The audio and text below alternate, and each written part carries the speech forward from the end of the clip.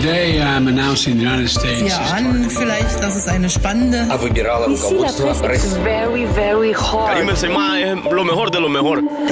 La revue de presse internationale sur Europe 1, regard du monde ce matin sur l'élection présidentielle et la victoire d'Emmanuel Macron. Nous irons en Chine et au Royaume-Uni. Première étape, les États-Unis. Bonjour Alexis Guilleux. Bonjour. Alors que retient-on du scrutin français ce matin à Washington ?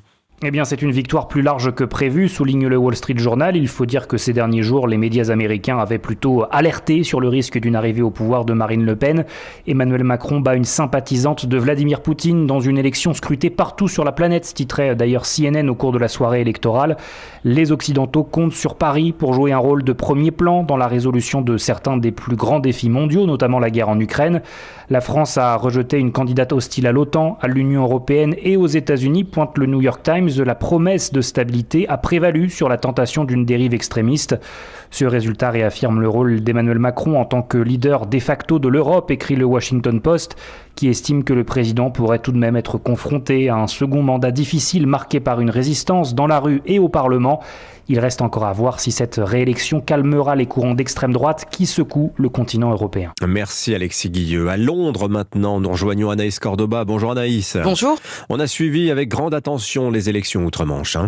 Eh bien, cette réélection fait la une de presque tous les journaux en Angleterre.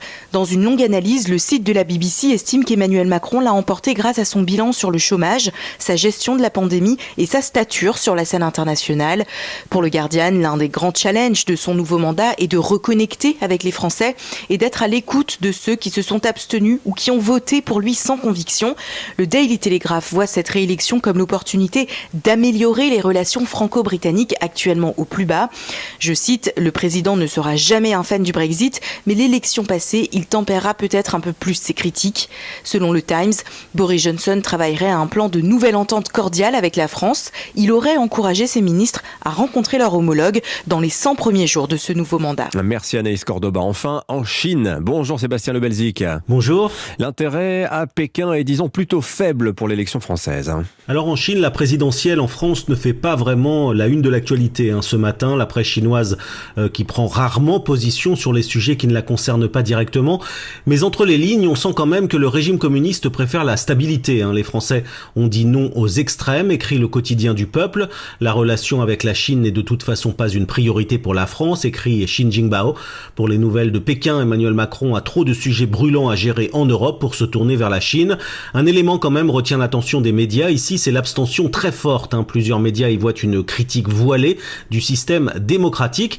Un sociologue chinois interrogé par le quotidien du Peuple estime que les Français ont abandonné l'idée de pouvoir changer le destin du pays en votant. Il parle même d'apathie politique. Bref, pour la Chine, la démocratie n'est vraiment pas la panacée. Un miroir tendu sur la France, décidément très intéressant. Merci Sébastien.